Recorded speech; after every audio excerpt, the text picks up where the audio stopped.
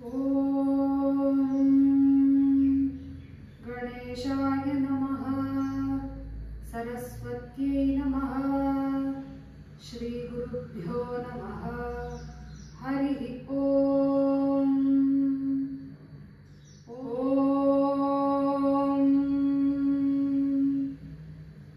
जरायुजः प्रथम उस्रियो वृषावातभ्रजास्तनयन्नेति वृष्ट्या स नो मृडाति तन्वरुजुगोरुजन्य एकमोजस्त्रेधावीचक्रमे अङ्गे अङ्गे शोचिषा शिश्रियानन्नमस्यन्तस्त्वा हविषा विधेम अंकान् च मंकान् हविषा विधेमयो अग्रभीत् पर्व अस्याग्रभीता मुञ्चशीर्षक्त्या उदकास एनं परुष्परुरा विवेशायो अस्या यो अभ्रजा वा आतजायश्च शुष्मो वनस्पतीन् सचतां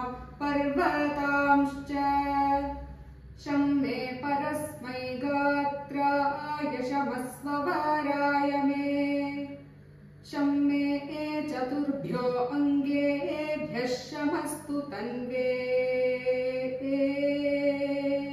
मम नमस्ते अस्तु विद्युते नमस्ते स्तनयित्नवे नमस्ते अस्त्वश्मने येन आदूडाशे अस्यासि नमस्ते प्रवतो न पाद्यतस्तपः समूहासि मृडया आनस्तनूभ्यो मयस्तोकेभ्यस्कृधि प्रवतो न पान्नम एवास्तु तुभ्यं नमस्ते हेतयेत पूषे च कृण्मः विद्मते धाम परमं गुहायत्समुद्रे अन्तर्निहितासि नाभिः यान्त्वा देवा असृजन्त विश्व इषुं कृण्वाना असनाय धृष्णुम्